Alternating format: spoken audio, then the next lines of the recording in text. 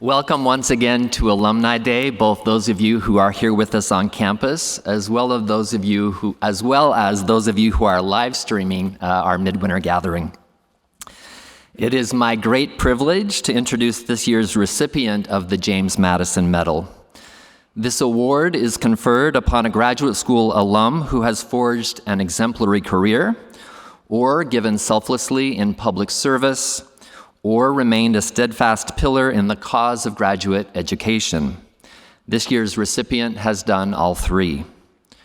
Julia Wolfe of the graduate class of 2012 is an internationally celebrated composer, a true star in the music department's graduate program in music composition, which requires both new creative work as well as scholarship on music as part of the dissertation. Her distinguished career includes a Pulitzer Prize, a MacArthur Fellowship, and multiple Grammy nominations.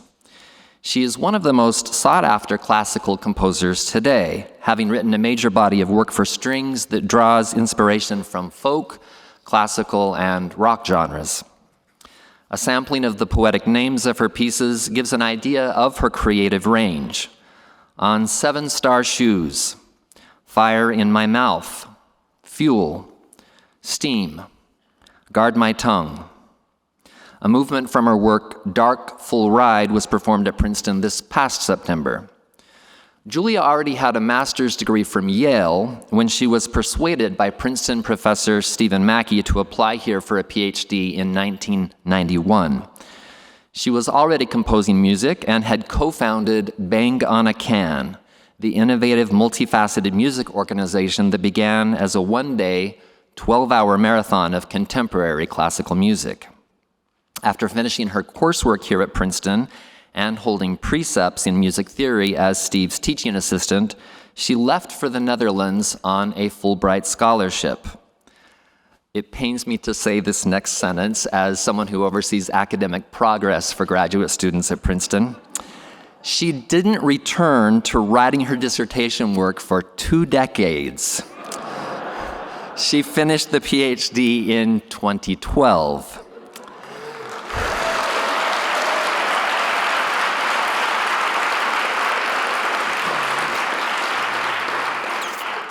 You might say, as has Dmitry Tomashko, one of the committee members for Julia's dissertation, that this was a risky strategy that paid off handsomely. In the interim years, Julia became a dissertation-worthy subject herself, a wonderful and important composer who has cracked our idea of classical music wide open, with instrumentation including amplification, electronics, found sounds, beats, and a vast array of visual elements. Her thesis advisor, Professor Emeritus Paul Lansky, has this to say, quote, "It was a pleasure and an easy job to advise Julia on her dissertation. The composition dissertation at Princeton is in 2 parts, a composition and an essay. The essay has normally been analytical, but I felt it was important to persuade Julia to write a historical study. As a founding member of one of the most significant new music groups in this country, Bang on a Can, she was in a unique position to provide invaluable insights into the genesis and growth of this group. And this is what she has done, providing a first-hand historical document that offers an inside look at the dynamics of collaboration," end quote. After completing her degree at Princeton, Julia now spends time teaching at New York University, inspiring the next generations of musicians and composers. In the classroom or on the world's biggest stages, Julia Wolfe astounds all of us with her immense talents and gift of music. We are honored to have her with us today. Please welcome Julia Wolfe.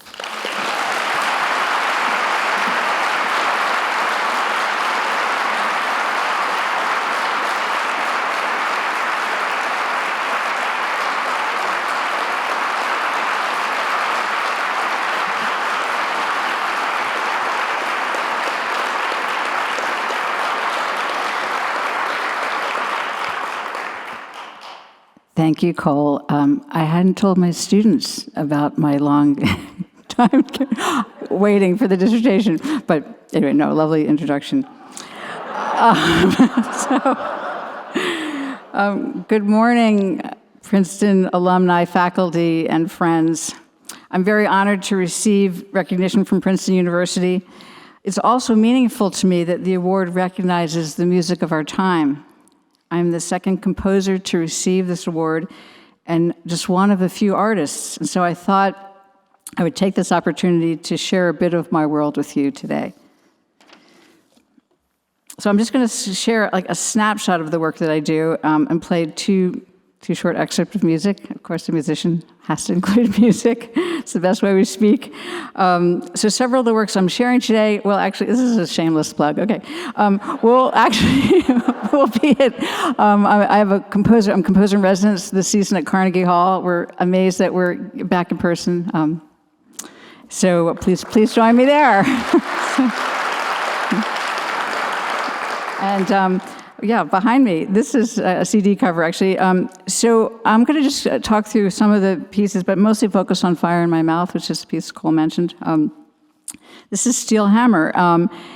And it's a piece that's a meditation on over 200 versions of the John Henry Ballad. The various versions, based on hearsay, recollection, and tall tales, reveal both the evolution of the story as well as the timeless tale of human versus machine. Many of the facts are unclear, but regardless of the details, John Henry, wielding a steel hammer, faced the onslaught of the industrial age as his superhuman strength is challenged in a contest to outdig an engine. I add a slew of folk instruments to the ensemble, including mountain dulcimer, wooden bones, banjo, harmonicas, body percussion, as well as a very dynamic trio of 3 female voices. During the pandemic, we actually made a film. We were supposed to perform live in California, but they said, okay, we've got the funding, we're going to make a film of this piece. So I'm going to show you just a little clip. And I picked the movement characteristics, which gives you an idea of how I kind of deconstructed the ballad, and you'll hear all the many things, or some of the many things that John Henry was. So we can go to, and I should also say that what you'll see in the beginning is clogging, so it's almost a cappella. This movement's pretty much just the singers, but you'll see someone's feet moving, and that's a traditional way of making rhythm, just using your feet. So we can go to the next slide, please, and we'll hear characteristics.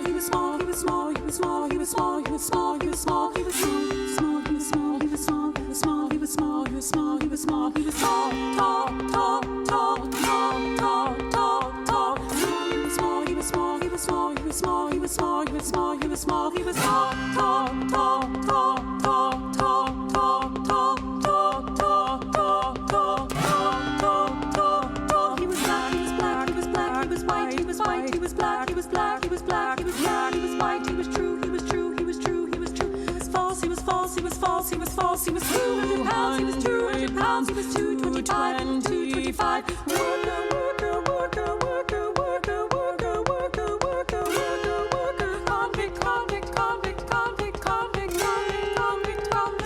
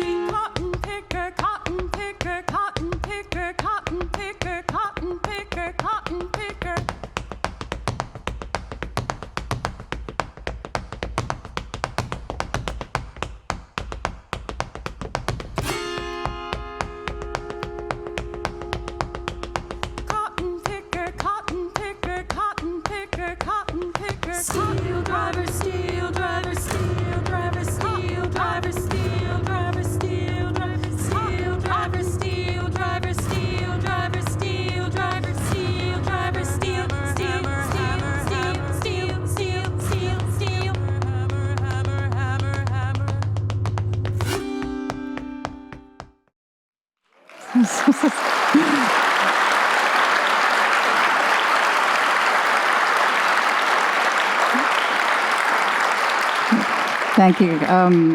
And that was the inside of a piano.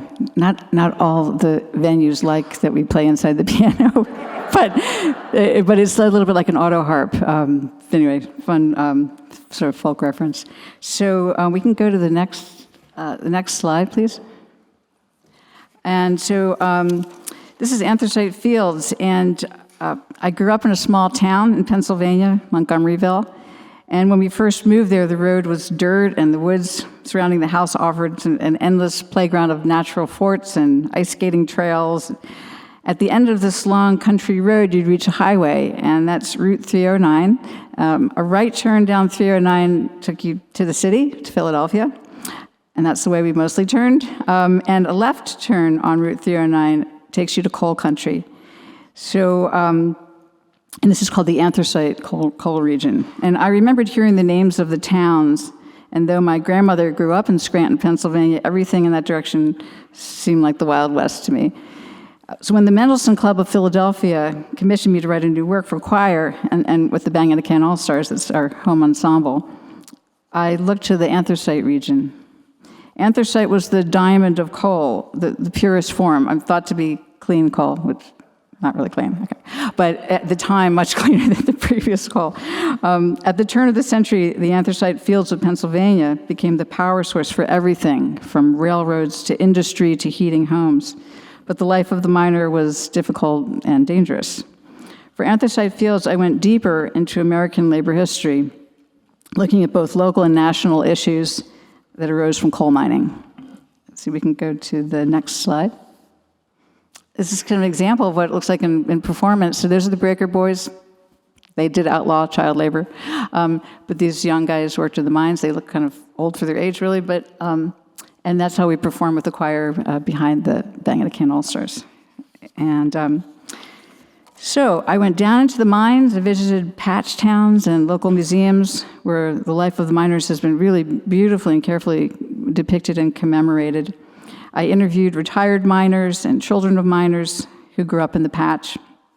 The text is culled from oral histories and interviews, local rhymes, a coal advertisement, geological descriptions, a mining accident index, and an impassioned political speech by John L. Lewis, who was the head of the United Mine Workers Union. So text, I tell my students, text can be anything. It's quite a lot of options out there. My aim with Anthracite Fields was to honor the people who persevered and endured in the Pennsylvania anthracite coal region during a time when the industry fueled the nation, and to reveal a bit about who we are as American workers. Go to the next slide. That is also a CD cover. No one listens to CDs anymore. I think this is all, digital in other ways. So this is Fire in My Mouth, and I'm going to focus a little bit more in depth on this piece. So Fire in My Mouth is based on the garment industry in New York City at the turn of the century, with a focus on the 1911 Triangle Shirtwaist Factory fire and its aftermath. Drawing upon accounts of immigration, labor, and activism among the garment workers of the Lower East Side, Fire in My Mouth brings the world of the garment workers to the forefront. It's written for the New York Philharmonic. The work features 146 singers, women singing, which is the number commemorating the total who perished in the fire. It was a big ask, 146 singers. So they said yes. So the piece incorporates elements derived from, this is again referring to the text, from protest chants, courtroom testimonials, Yiddish and Italian folk songs, and a recitation of all 146 victims' names. I tried to make it shorter to set to music, but you can't leave anybody out of that list, so it's a very long recitation. Fire in My Mouth was an opportunity to recast the women, not as voiceless victims, but as protagonists whose actions and sacrifices had a profound effect on the United States history. These women fled their homelands to escape poverty and persecution, arriving to these shores with sewing skills. Many of the women wound up working on these huge factory floors. Actually, there were men and women, but primarily, especially in this factory, primarily young immigrant women. Hundreds of women sitting at sewing machines. Fire in My Mouth focuses on the story of women who persevered and endured challenging conditions, women who led the fight for reform in the workplace. So I think we'll just, we could go to the next slide. This kind of gives you a picture of that. So there are 4 movements: immigration, factory, protest, and fire. And I'm just going to play you just the very start of the first movement, immigration. And the text is taken from an oral history, so I do a lot of searching and digging for things that just, jump out and strike me. And I came across this woman's words. Her name is Molly Wexler, and here's what she said. And I can't remember if it was written down or actually an oral history that I heard it on recording, but without passports or anything, we took a boat, a big, beautiful boat, and off we went, 5 of us girls. It took about 10 days. We went 3rd class with the poverty-stricken, but it was lively. Everyone was talking and looking to God knows what kind of future it was going to be. So this is just such a simple bit of words, but so profound. And as soon as you start to set music and you take words apart, it becomes very meaningful. So God knows what's going to. Well, that sounds very destiny, like destiny. But she just said it off the cuff, I think. So we can play. We can play a little bit of this. Let's listen to this.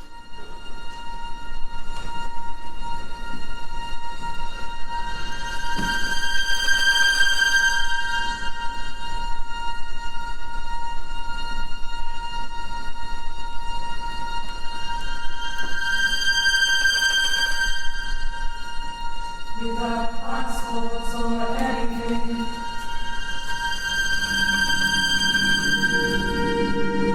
without passports,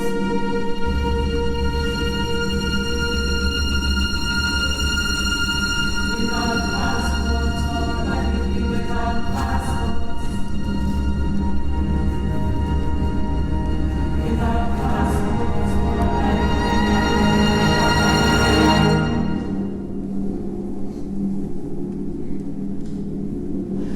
we took our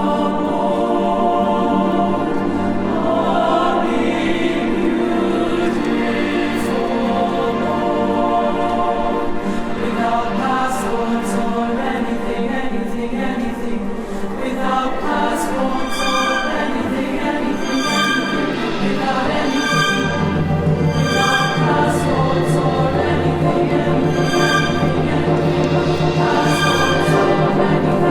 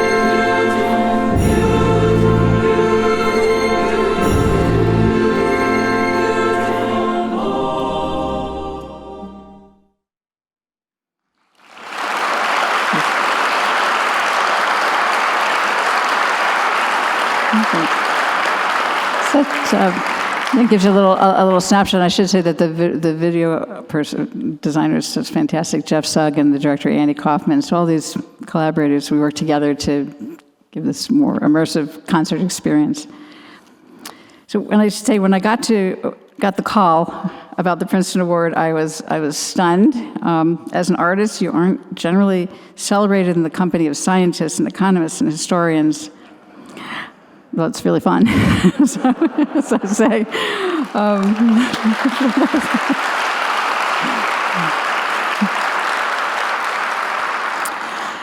And then I did pause at the name of the medal. What did I know about James Madison, the fourth president of the United States, a major contributor to the Constitution? He helped frame the Bill of Rights. Madison spoke eloquently about the evils of slavery, yet he kept slaves, and even at his death failed to free them. It made me think about the relationship between ideas and actions.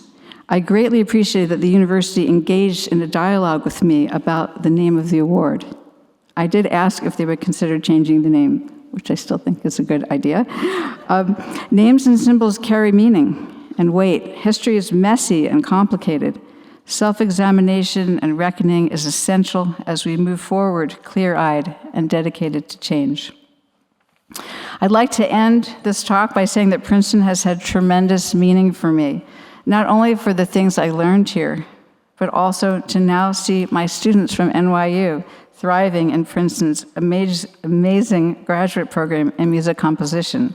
5 of my previous students are currently completing their PhDs under the direction of this spectacular faculty. I feel choked up. I am so proud of them. Okay.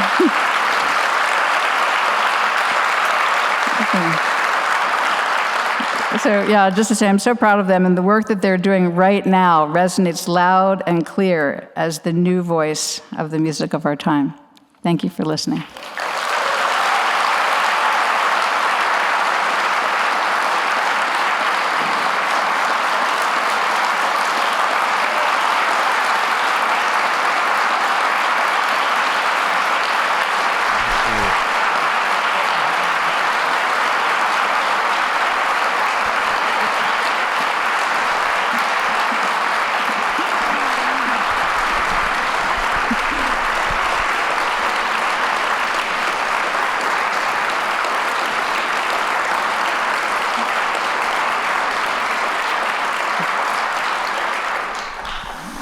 So Julia is now able to answer some questions. If you would like to ask a question, please raise your hand nice and high. I will do my best to scan the auditorium and spot you. Once I call on you, please wait just one moment until a runner with a microphone makes their way to you, and use that microphone. That way we will hear you through your mask. So if you have a question, please go ahead and raise your hand. Right down here, please. What instruments did you play? Okay, what instruments do I play? Well, I mostly am writing for other incredible performers to play at this point, but I studied piano as a kid and played all the way through through high school, and then I quit and I sort of made up things, but didn't really think about studying music. Again, I'm a late bloomer in that sense too. I honestly accidentally walked into a class freshman year of college at the University of Michigan and got the bug. Had an amazing teacher, so teachers are very important, you know. And I thought, oh, you can construct music. That's crazy. How could you do that? And so went very quickly into composition. And you know, I played the flute. I did some percussion, played mountain dulcimer, so a few other things along the way. But as you can tell, I'm a little shy on the stage, so I like other people being nervous upstage. Yeah. Right back here, please. Thank you very much for doing all you did. I just have a question on how do you balance what sounds like the very important historic research with whether or not it's operatic or just what we could tell so clearly to emphasize the exact words. How could you just talk about that? Yeah, I think I heard what you said. So you're asking how do I balance the research involved and then what form it takes and how important the words are? I think were you asking about the words as well? Yeah. Okay. Well, first of all, because I came to music later, I also had very strong interest in other areas, and particularly I went to college thinking I would study social sciences. So in a way, it's like a return back to this fascination with looking at how we behave and issues, political issues. So it felt very natural to return to that, and very natural to use words. And I love the research part. It's kind of a gift that I didn't expect going into music. So I spent a lot of time, I could spend a good year reading and interviewing, whatever that particular piece involves. But the words are really, really important. And I don't know if you can tell, but this is a choir that you heard. In both cases, one is a small choir, 3 women. I really want you to hear the words. So I've not really entered into the operatic world where, it's a different sort of performance practice. I'm really interested in the very pure natural voice, more like early music and folk music singers. So I've lived in that world, and I haven't inched over to the other musical dramatic form, which is opera. And part of it is because I really want to tell the stories, and I want you to hear it. But they work beautifully together. Words and music have been together for a long time, and I love working in that way. Up here? Right down here, I see one. Thank you. To what extent does what are the media through which contemporary classical music find a public, and to what extent does contemporary art, classical music, have a commercial audience as much as the traditional repertory of classical music? That's a really big question that I've thought a lot about, and part of being part of the group Banging a Can, we were sort of renegades coming out of school, and we wanted to break this notion that music is this sort of elite thing in an ivory tower, because I think there was a time period where contemporary music was more removed, very interesting time period musically and intellectually, but much more removed from the public. And so part of our mission really was to build an audience, because we had our college friends, they'd go see new dance and they'd go see new film, and they wouldn't necessarily go see new music. It had this little bit, I don't know if I understand that. So we were like, no, you can understand it. If I'm having this incredible experience hearing Stravinsky or hearing something of today, why couldn't someone else? So we made it our mission to actually reach a broader public. And I think somehow with these pieces that are subject pieces, that's happened, which makes sense because there's another way in. So, for example, when I worked in Anthracite Fields, after the Philadelphia premiere, a woman came up to me and said, my father died of black lung. He worked in the coal mine. She knew nothing about music. She wasn't a big choir goer. She came for the subject. So sometimes, you reach people into the musical world you're in by the subject or other means. But it's very important to connect. It may never be like top 40, that's okay, it's okay. I love some top 40 tunes, but it's just a different kind of approach. But I think not staying separate from the public, that was really important to me coming into the field. Great. I see one up on the balcony. Yes. There are countless forms of new music which has a large audience and many different forms. But I wonder, what possibility do you see for an integrated evening program comparable to a great work of literature or opera that would integrate different elements so as to give as it were, seemingly a complete experience that engages the thought and the emotions without sacrificing anything of the technical complications of words and music and rhythm and so forth and so on. You reminded me, I had some other slides I didn't show, which we don't need to show, but it would kind of give you a picture of how you can set up a concert by changing the atmosphere so that you feel like you're in a moment of history. Again, it's a very different thing than being a historian. I could not claim to be a historian in any way, but it's almost like a personal response to history. It's just like filtered through me. In this case, or filtered through my collaborators. So I think if I understand your question, I think the hope is that you can you can have a very thoughtful experience, and this can be without words too, because music, as I said in the beginning, it sort of transcends words, it transcends explanation. But I think that the hope is that music will reach people in so many different ways, and particularly with these theatrical works, that you could have this kind of deeper understanding, different from literature, different from looking at paintings, all amazing experiences, but it has sort of its own entryway. Let's see, there's one back here. Congratulations. I had the pleasure of working with Paul Lansky as well when I was here. Opened my entire vision of what music was like. I didn't have the bravery to go on and become a musician after that. Chose medicine instead. But if you could tell us a little bit about the legacy that Paul and others opened up here for you, because to me that's what I'm seeing in your work is a continuum. And if you could share a little bit about what Paul and this institution brought to that aspect of your work. Well, first of all, I should say I'm from a family of medical doctors, so I'm on the opposite end, and I came out some differently.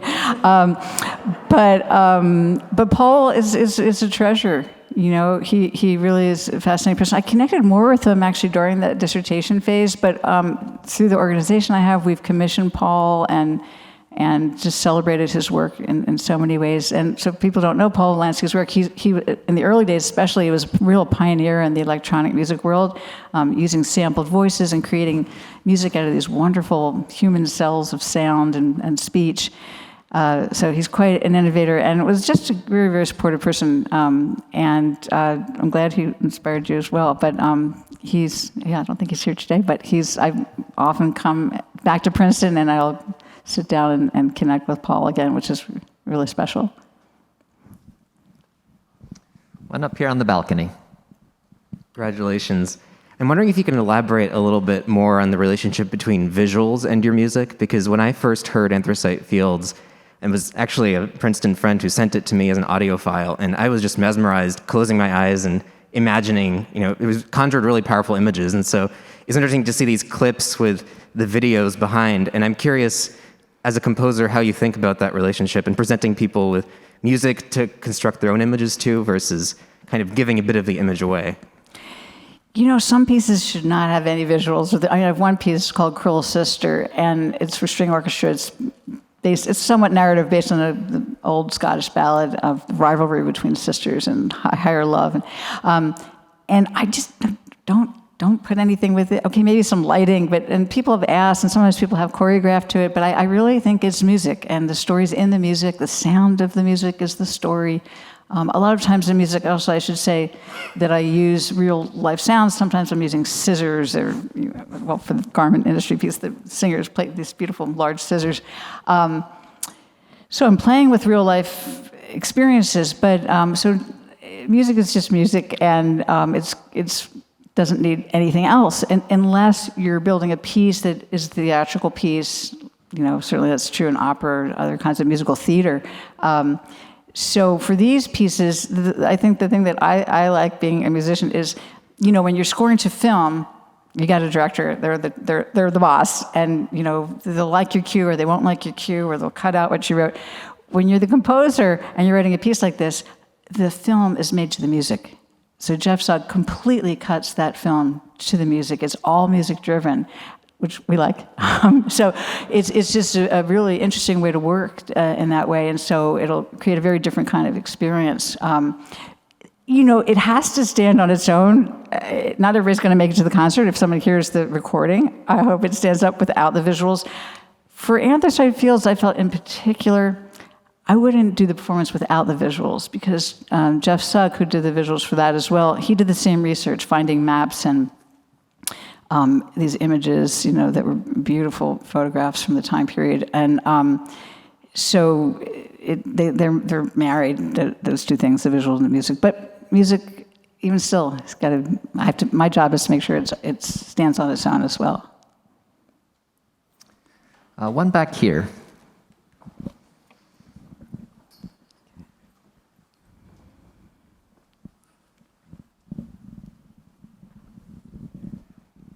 Thank you. I'm curious, because you took like gap decades, if you have advice for other grad students who are facing similar challenges, and what was the hardest part about coming back and finishing, and how did you surmount that? Okay, true confession. I didn't know that I was going to go to graduate school. I think I knew I was heading for my master's once I decided to be a composer or explore composition. But I didn't plan to teach. I wasn't like, I'm going to become a professor, I need a PhD. So I think if you were, then that would be really important. To get a PhD, but so I really wanted to be in the field, and so I went out into the field and started to work and get commissioned, and I still essentially am an artist in the field. I think that's one of the strengths that I bring to my teaching. I have to confess that it was NYU that suggested that I finish my dissertation. I was sorry. I was already, I'd already been hired for the position, and I think they felt that was important, and I was like, okay, and I jumped in and, locked myself in a room, and worked really hard to as Cole explained, right, the history of the organization that I founded. But I think one thing that if you are looking at teaching, I think that it's not necessarily a bad idea, but not for everyone, but to have some time in between, because eventually you do have to get out and be in the world. And so what is that life? And if you had some sense of it before you went even back to get a doctorate, or maybe finishing the final part of it, it might focus what you want to do. Now, some people go straight through and it's perfect for them. Obviously, I wasn't one of those people, but I think that the time, also I think it made me a strong candidate in my field, that I had this experience, this artistic body of work when I went to teaching. So, but every field is different, so it's hard to generalize completely. We have time for one final question, right here.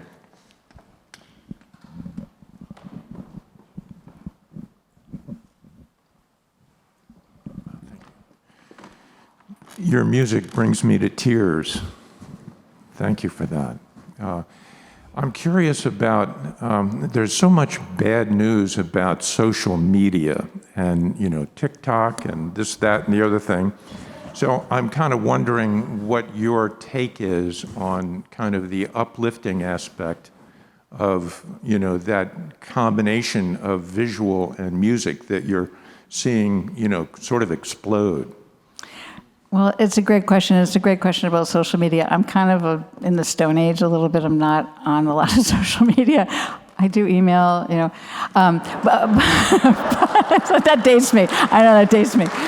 But although my organization, Banging a Can, they're tweetering whatever they're doing, and they're and they're right on it, and it can be used for good. It is really kind of out there. There's so much negativity, and as I'm sure we're going to hear, misinformation. That's an understatement, But so it's kind of awful. But then there is the potential for beauty, and I know it's going to be embarrassed. I'm pointing him out, but my husband, Michael Gordon, who's also a composer and my partner with Banging a Can, he got right on during this pandemic. Got right on Instagram and was making these beautiful pieces with a choreographer. He'd write the piece that day. The pianist would learn it. We'd send it to a choreographer, and then this thing happened on Instagram, and it was so. I was like, wow, how'd you figure that out? We're not even on Instagram. How did you even get on Instagram?